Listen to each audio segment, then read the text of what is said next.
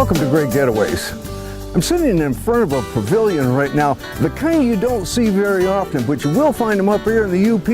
These things are pretty old, but boy, they just save the North Country when you're here. Today we got a special show for you. We're going to take a road trip down US 2 from Manistique to Iron Mountain. We're going to see all kinds of scenic views along the way. We're going to make stops at lighthouses and just anything that we can find as we're driving along the road. Will you see a sign that points somewhere? That's where we're going. So you're going to enjoy this show. So sit back, relax, and let's get started. Production of Great Getaways is made possible in part by the Houghton Lake Visitors Bureau. It's said the early bird gets the worm, but in Roscommon County, the early worm gets the fish. With 3 lakes to fish, including Houghton, Higgins, and St. Helen Lake, you might want to bring your worms to catch our walleyes, bass, and panfish. State Building Company, serving Michigan for over 60 years with windows, insulation, roofing, and siding, including complete commercial and residential remodeling. As we headed west out of Manistique on our Scenic Byway 2 tour, our first stop would be at the Thompson State Fish Hatchery right off of US 2 on State Highway M149 just outside of Manistique. This facility can produce a wide range of fish species for both inland and Great Lakes waters because of its unique water supply. Cold water species produced at Thompson include Chinook salmon, steelhead, and brown trout. Walleye fry is the only cool water species produced at Thompson. The hatchery has a self-guided tour that we would take, but first we take a minute to learn even more from manager Jay Van Amberg, who was also manager of the Marquette Hatchery in Marquette. The unique thing about Thompson Hatchery is we have 2 very deep geothermal wells. So the water in those wells is 60 degrees, which is significantly warmer than most well water is. Those wells are 2,000 feet deep. Wow. So having that warm water gives us some capability to raise some species that are relatively slow growing, and one of those that's in really high demand is steelhead. Michigan steelhead only have about 12 months to grow in the hatchery compared to the other trout, which have like 18 months typically. I was just going to ask, where do the eggs all come from? The eggs come from other places here, and it depends on the species. So Thompson, I mentioned, our big program is yearling steelhead. We produce about little over 600,000 8-inch yearlings every year. Those eggs come from the Little Manistee Weir, which is a tributary to the Big Manistee River, Lake Michigan tributary. And that's the sole egg take facility for steelhead in the state of Michigan. Some of the other species that we raise here, which I haven't gotten to, we also rear walleye. So we get our walleye eggs from Little Bay De Noc every spring. And actually we just sent the last of the walleye fry out today. We were there a little over a month ago. And then the other program that we have is Chinook salmon. So those eggs come from one of 2 weirs, Little Manistee again, and the Swan River Weir on Lake Huron is typically where we get Chinook salmon eggs. Okay. I noticed too when we were inside there was a little video going on that kind of explained how you get the eggs from the fish themselves. And so when you come up here and you're looking around, and it kind of tells you and gives you an idea of how they actually do this. Well, it was back on the road again to the Fayette State Park. We would travel west on US 2 for 16 miles until we came to Garden Corners right on Big Bay De Noc. Heading south 9 miles down Highway 183, we came to the small village of Garden where we would stop for lunch. This is a great little town with a boat launch right on the bay, a couple of nice restaurants right on the water, and even an art studio. We stopped at the Dock Grill and Bar and had lunch, and we're back on the road. I would like to add it was a very good lunch. When the weather is nice, we try to travel with a boat hitched to the truck, so when we come across a lake or a river that we have never been on, we can take advantage of being there. We decided to take a quick tour by water of a small part of Big Bay De Noc, and once you get on the water, you will understand why it's called Big Bay De Noc. What an incredible body of water. It didn't seem to matter how deep it got, you could still see the bottom. God. There we go. Okay. Yeah, not bad. This is, you know, when you get out here into the Great Lakes, usually the fish are normally bigger, and this is probably just a normal pike out here. But oh, it was sweet. After spending about an hour on the water and doing a little fishing and sightseeing, a fog set in. It was so thick that you couldn't see your hand in front of your face. It's a good thing our sonar had GPS, or who knows where we would have ended up. We put the boat on the trailer and continued to head south on 183 to Fayette, another 10 miles down the road.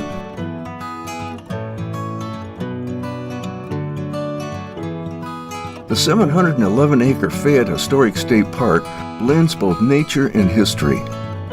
The park features a historic town site, a modern campground, harbor slips, a boat launch, a beach, and 5 miles of hiking and cross-country ski trails with impressive views from the limestone cliffs that surround the harbor.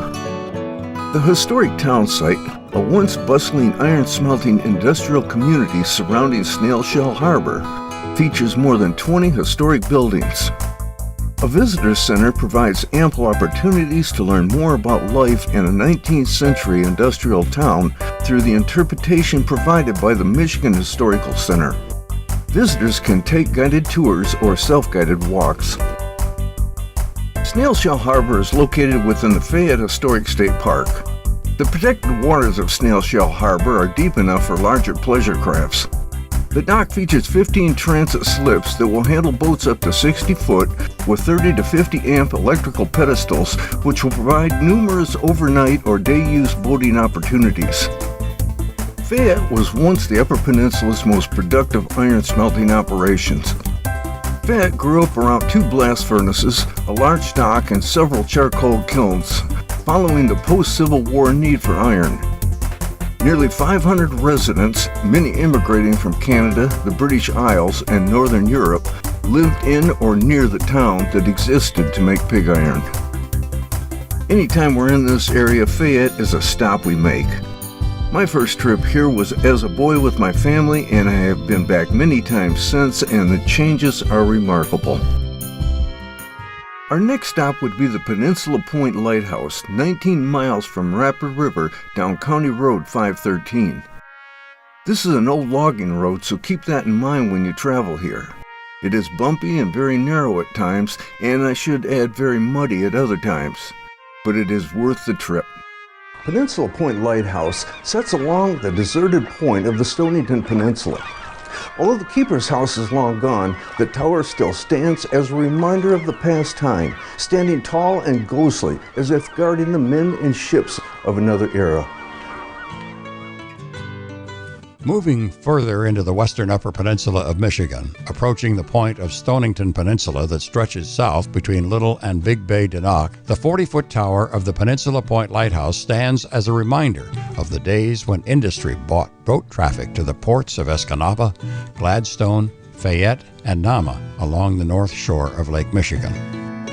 The walls of the Peninsula Point Lighthouse have little to say, as the keeper's quarters burned in 1959. All that remains of the attached church-style, 1.5-story yellow brick keeper's dwelling are signs of the dwelling's foundation along the north side of the tower. There were 6 head keepers of the light. The last keeper of record was Captain James Armstrong, who was head keeper from 1889 to 1922. When he arrived on the peninsula, there were no roads, so any travel from the station by land had to be made on horseback. A few years later, crude roads were established, and Armstrong's wife and 6 children grew to like the area. A visitor to the area today can see why when they climb the tower for marvelous views of the surrounding waters. Today, the lighthouse has a totally unrelated purpose, and while its history is fascinating, the peninsula naturally collects monarch butterflies at its tip each September when they gather to feed at the point before winging their way across Green Bay to the Door Peninsula and their remarkable flight south for the winter. Visitors can migrate on County Road 513 19 miles to Stonington Point to see the lighthouse. The last mile requires driving through a tightly winding virtual tunnel through pine trees. The lighthouse has been incorporated as part of the Hiawatha National Forest, and the park continues to maintain the tower and the grounds as a public picnic area. Back on US 2, we continued to Escanaba and the Sandpoint Lighthouse. Located on Little Bay De Noc in the northwest corner of Lake Michigan, Escanaba was founded in 1862 in conjunction with the building of a railroad line linking the iron ore mines in Negaunee to Little Bay De Noc. The railroad was completed in 1865, along with a gravity-fed dock for loading the ore onto ships.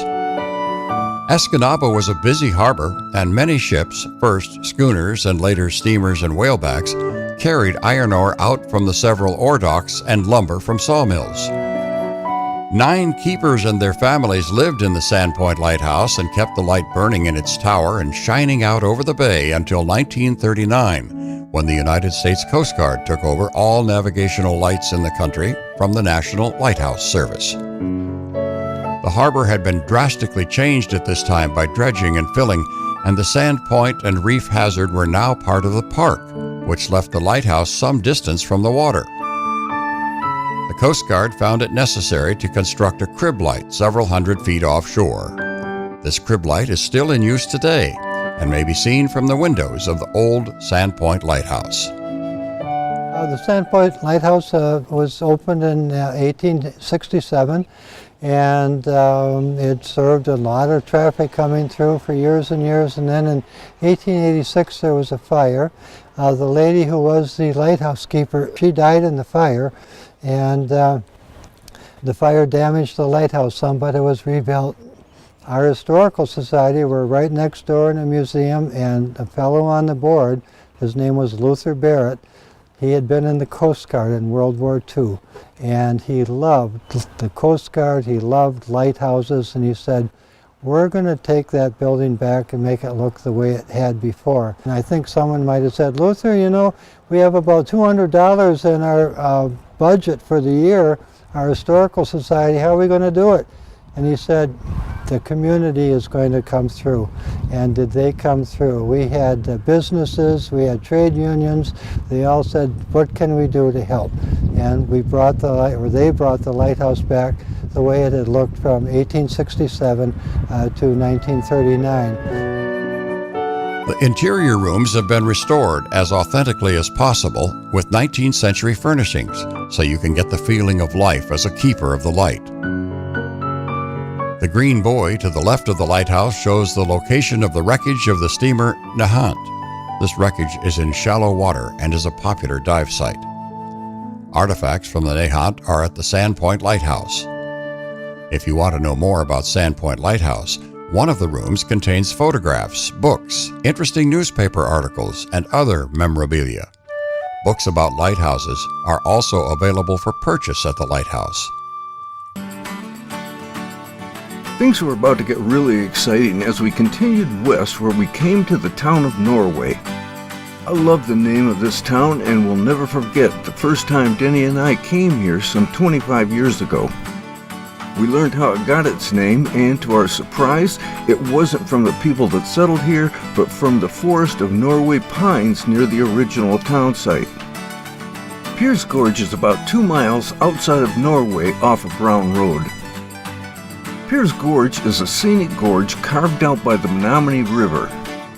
It is named for the natural rocky piers that the river tumbles over, resulting in 4 sets of rapids, some of which could be classified as low falls.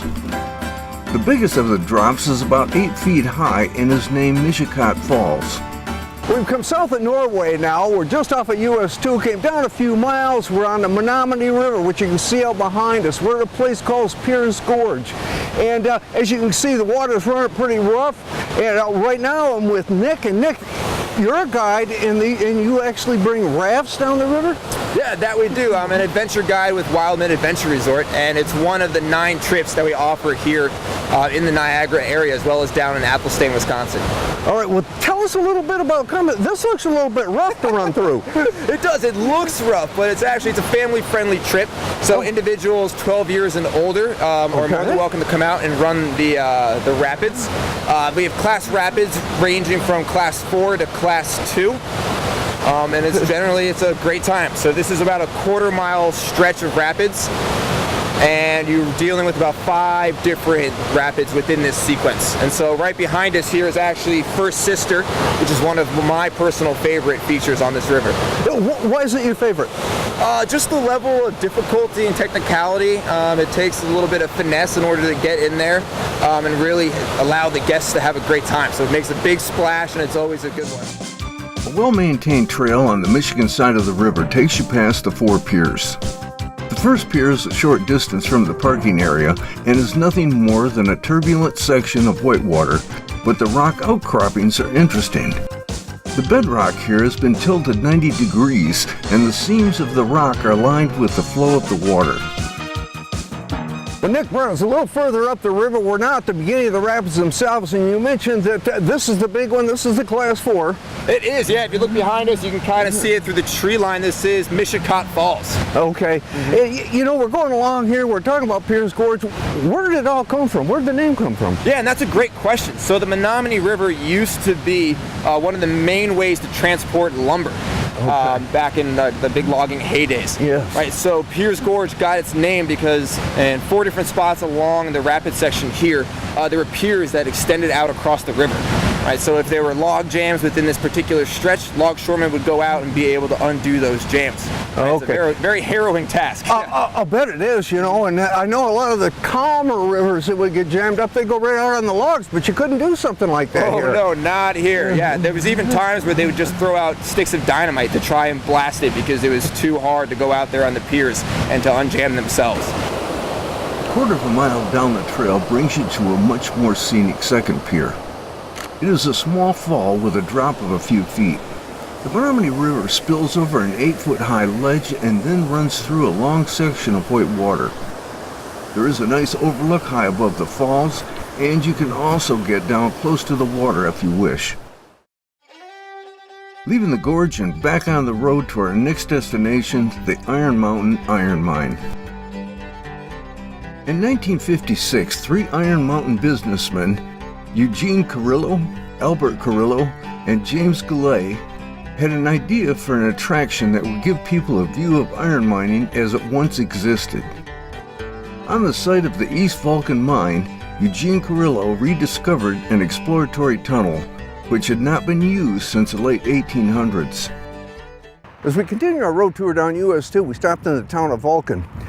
You can see a statue of Big John out behind me here, and he is a miner, and we have stopped at the Iron Mountain Iron Mine. We're going to go in there, we're going to take a tour of the mine. I don't know whether anybody's been on one or not, but this is something to see. I know you'll enjoy it.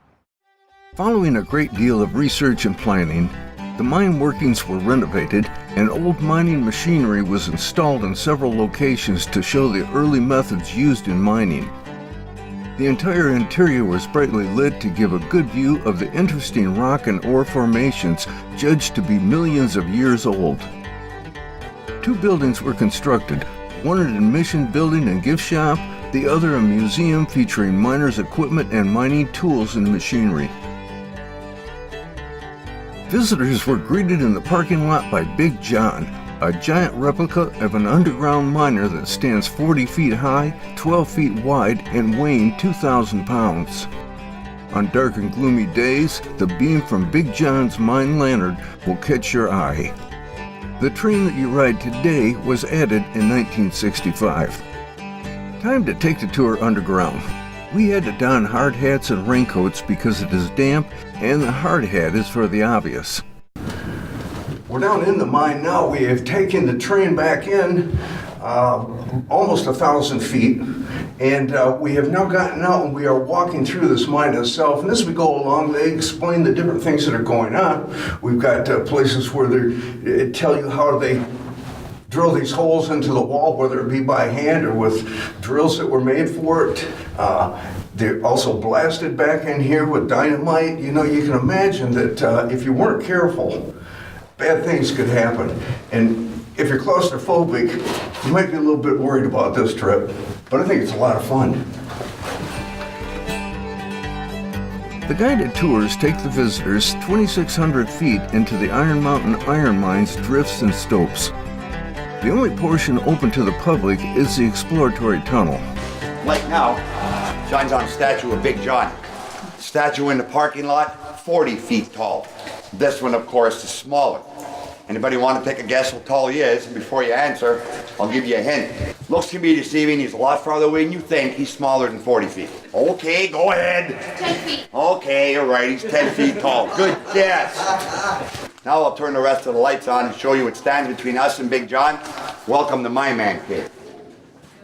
We've come back from our tour now, and our guide here, Mark, was out with us, explained a lot of the things that go on in the mine as we went through it. But now, how long have you been doing these tours? Well, this is my 11th year. I worked here back in the 70s, and my dad told me, you know what, you're not going to be a tour guide your whole life. Get a career. So I did. So I disappeared for 41 years, and then I was partially retired. I ran into the owner and he asked me, hey, you want to come back down and give tours? I said, sure. I love it here. I have a passion for the mine. I can tell that when you go in there, there's so much that you know, and that's what you really learn, you know. You think about mining and it just, most people don't click. They don't understand it. But you get a chance to go in there and you go through these tunnels and you got somebody that can tell you how these tools work and what these guys had to go through. Just like the time, you know, candle goes out, it's pitch black. You got that hand tool, that 4-foot bar. Yep. You got a man standing there holding the bar, and then you got a guy swinging a sledgehammer. Yeah. So my guess would be that you better be buddies. Yeah, that's especially the guy holding the rod. Our next stop is the world-famous Iron Mountain ski jump. The Kiwanis Club of Iron Mountain has been presenting world-class ski jumping tournaments at Pine Mountain since the first one in 1939. Many North American distant records have been set here by some of the best ski jumpers from the USA and many other countries. The club has been host for Continental Cup tournaments since 1990 and have been honored to hold World Cup competitions in 1996 and 2000. We spoke with past jumper and current Kiwanis Ski Club president. We worked our way to the top of the hill and we were thinking about going up to the top of the actual jump itself, but wow, it looks like a long way up there. How many steps are there? Oh, I hadn't counted a long time ago. I can't remember how many steps are on there, but it's a ways up. It's about 169 feet up in the air, and it takes a little while to get up there, but it's a lot easier coming down. Okay, so when these skiers are coming up to do this, they've actually got to walk up these stairs first? They actually like to walk up there because it actually loosens them up. And rather than, because it's cold. Today is beautiful, but wintertime we're here, you're looking at 30 degrees or 20 degrees or even sometimes below zero. Now you were telling me that you've done this before. You're a ski jumper. Well, but I've jumped at different hills and so on and so forth. But we've got six or seven Olympians that were jumped at this hill that are former Olympians, and we've got we got a girl, our first girl. Lives in Spread Eagle, Wisconsin, but we sponsor her. She's an Olympian, one of the first girls from around this area that actually is an Olympian, which is really great. Wow. You probably don't get too many girls, sir. No, we would like to get the ski team for the U.S., the girls team here, but we always have our tournament in February, so we can't get them. We'd really love to have them here. All the girls ski jumping world, we'd love to have that, but it's not feasible. Well, tell me some of the specs about this hill and well, this was actually built probably around 1937 or 38. The first tournament was held 1939, and it's been held continuously ever since that time. We are the only ski jumping facility in the United States that actually has a FIS Ski Federation sponsored tournament. We are the only ones in the United States that have that right now. It's long been the only ski jumping venue in the United States which is awarded a competition date by the FIS each year. FIS is the International Ski Association based in Switzerland. Our last stop on our Part 2 Scenic Byway tour of US 2 is Fumee Falls. Fumee Falls is a great little roadside waterfall rest stop on US 2 between Iron Mountain and Norway. And believe it or not, it's been a rest stop for over a century. A nice set of stairs leads to the top of the falls where there is a bench and a little viewing platform. The water level gets low during the summer but tends to flow strongly in the spring and fall. A sign in the parking area shows photos of people camping in this very spot with their Ford Model Ts years ago. Now there are bathrooms and a couple of picnic tables here. Well, I hope you enjoyed our road tour down US 2 from Manistique to Iron Mountain. You know, there's a lot of scenic beauty that you'll see along the way, a lot of little stops that you can make to make your trip more interesting. If you want more information on what we did, you can go to our website at greatgetaways.tv. You may be wondering too why I'm sitting here at a boat launch at the end of the show. And the reason is I'm going fishing. So we'll see you next week. Come on, Danny, back her down.